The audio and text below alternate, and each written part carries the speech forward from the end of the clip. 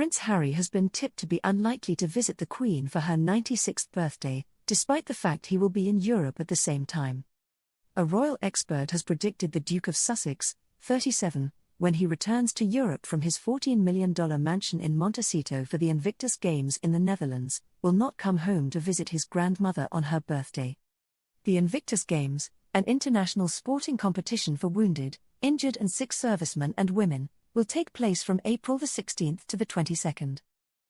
Her Majesty will celebrate her 96th on April 21st.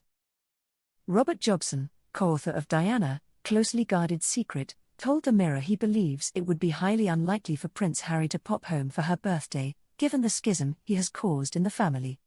Harry's legal challenge against the UK Home Office, launched when he was told he wouldn't be provided with the same protective security he received as a working royal, also represents a key issue for the prince, who even offered to pay for it himself.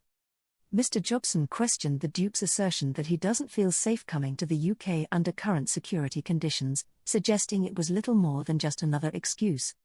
Prince Harry's approaching biography, allegedly a source of concern for the royal family, is another key factor affecting whether he will return.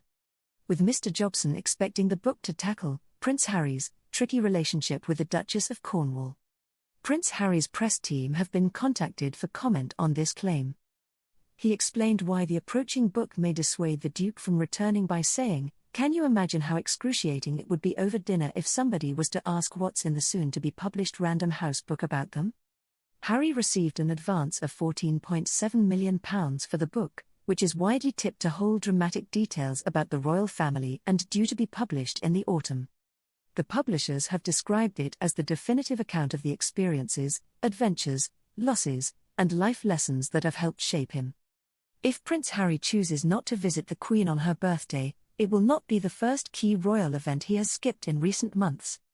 The Queen was forced to attend her husband's remembrance service on March 29 without her second grandson present.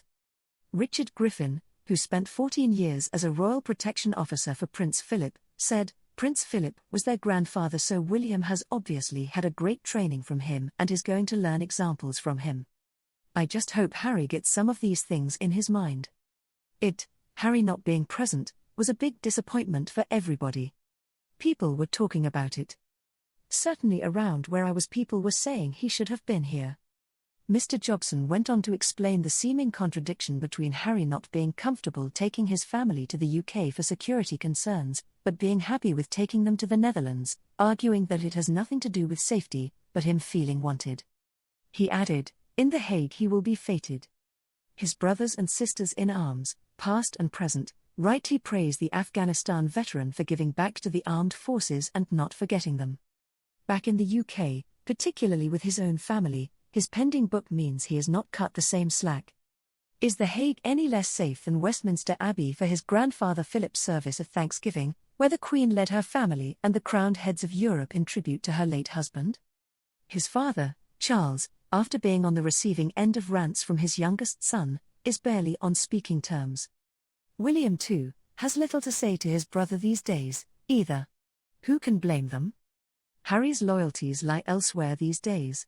He doesn't really care what the British public think of him. He has moved on. Perhaps, so too should we.